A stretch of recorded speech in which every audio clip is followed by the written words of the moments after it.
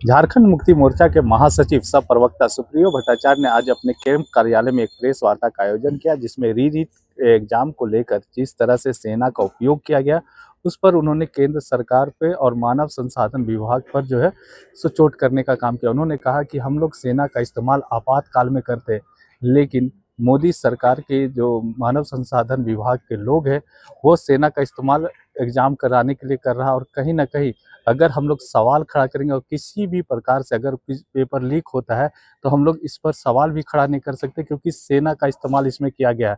मौके पर क्या कुछ आरोप लगाया, आइए आपको सुनाते हैं। पहले तो मैं आपके माध्यम से हमारे देश के सशक्त भारतीय सेना के अधीन भारतीय वायुसेना को बहुत बहुत धन्यवाद और आभार प्रकट करता हूं।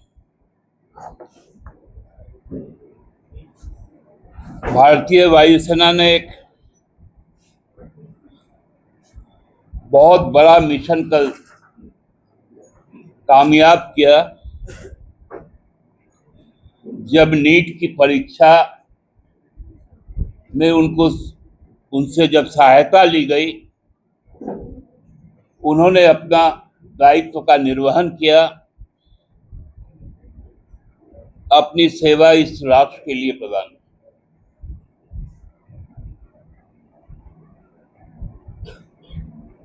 और मैं भारतीय रक्षा मंत्रालय का धन्यवाद देते हुए भारत के मानव संसाधन मंत्रालय को अपनी ओर से और अपनी पार्टी की ओर से धिक्कार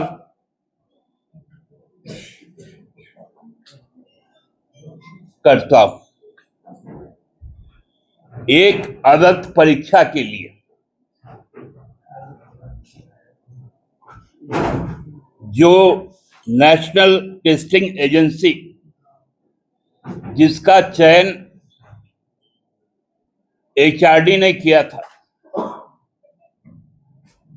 वो यदि एक एग्जाम कंडक्ट नहीं करवा पाती तो लानत है ऐसे मंत्री पर और मंत्रालय पर। लगातार शिक्षा का बजट कम करने वाली मोदी सरकार ने बता दिया कि अब देश में शिक्षा अब सरकार की चीज नहीं है, अब कॉरपोरेट के पास, क्योंकि चिकित्सा शिक्षा में बहुत सारा धन लगता है और इतने ज्यादा प्राइवेट मेडिकल कॉलेजेस हो गए। अब बगैर नीट के केवल पैसे के बल पर अब लोग डॉक्टर बन सकते हैं। इलाज क्या होगा नहीं होगा वो राम भरोसे। हमको तो लगता है कि भारत सरकार को तैयारी कर लेनी चाहिए कि जब क्लैट का एग्जाम हो तो उसमें एनआईए को लगाया जाए, जब यूपीएससी का एग्जाम तो उसमें ईडी को लगाया जाए, और जब जॉइंट एंट्रेंस एग्जामिनेशन जो इंजीनियरिंग का होता है उसमें सीबीआई को लगा दिया जाए।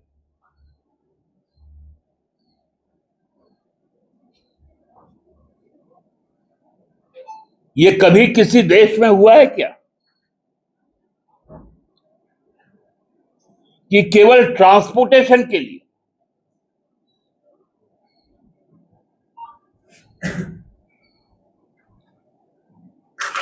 सेना का उपयोग तब होता है डोमेस्टिक ग्राउंड में जब इमरजेंसी की स्थिति आती है, मतलब आपदा कोई आता है।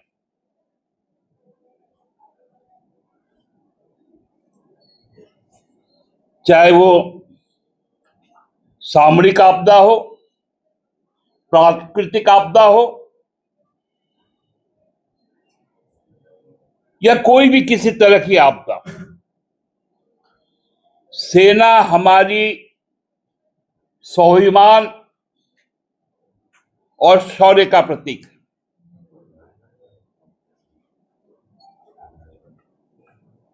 आप उनको यदि इस तरह से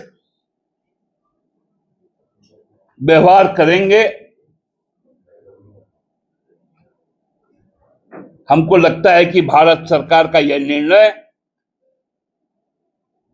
यह बताता है कि पूरी सरकारी तंत्र अब ध्वस्त हो चुका है। सरकार चलती है इकबाल पर, भरोसे पर।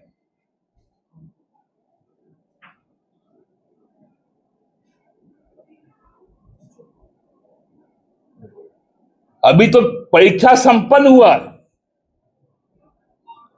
पिछले बार भी जब परीक्षा हुई थी मई में, उसके 2-3 दिन के बाद ही सब सारा खेल समझ में आया था।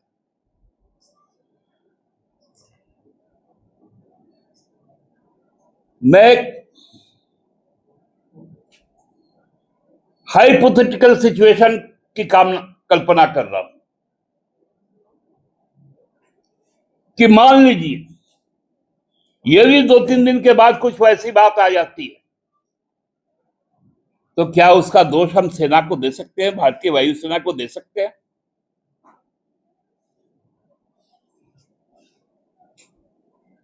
क्योंकि हमने दांव पे लगा दिया अपनी प्रतिष्ठा को।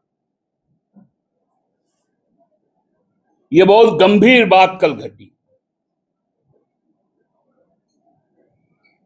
ये उतना आसान सब्जेक्ट नहीं है।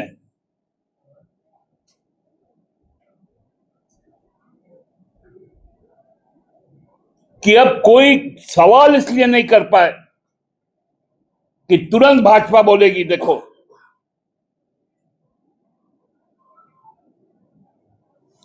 ये बहुत बड़ा एक चक्र है, उसका उद्भेदन नहीं हो पा रहा है।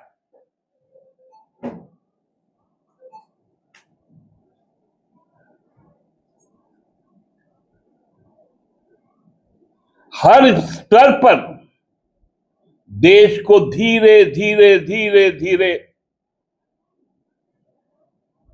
न बेचा जा रहा है, उसे खत्म किया जा रहा है। लोगों के आस्था के साथ, हर प्रकार के आस्था के साथ, चाहे वो लोकतांत्रिक आस्था हो, आध्यात्मिक आस्था हो, संस्थागत आस्था हो, सब पर लगातार प्रहार हो रहा है।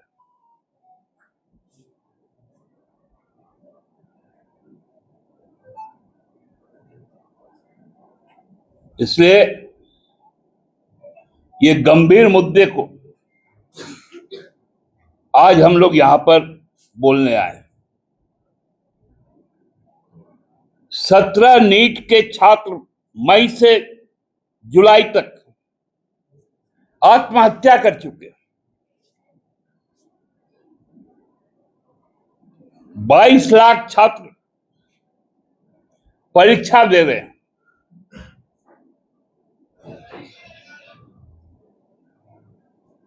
क्यों मानव संसाधन मंत्री अभी तक अपने कुर्सी पर? कल के बाद तो उनको आज सुबह ही जाकर अपना त्याग पत्र देना चाहिए। मैं भी दिल्ली गया था। परसों में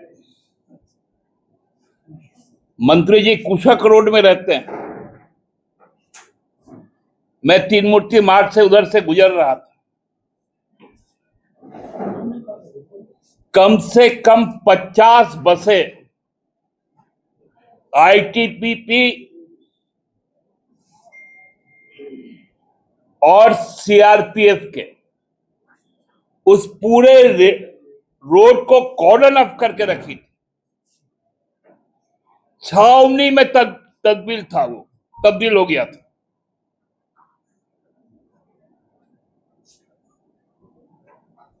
जो मानव संसाधन मंत्री है, उसकी घर की तस्वीर, घर के सामने की रोड की तस्वीर कल शाम को 6 बजे के बाद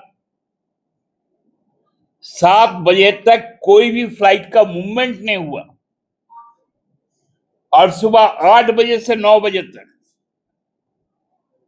क्योंकि प्रश्न पत्र को पहुंचाने और लाने का जिम्मा एयरफोर्स को।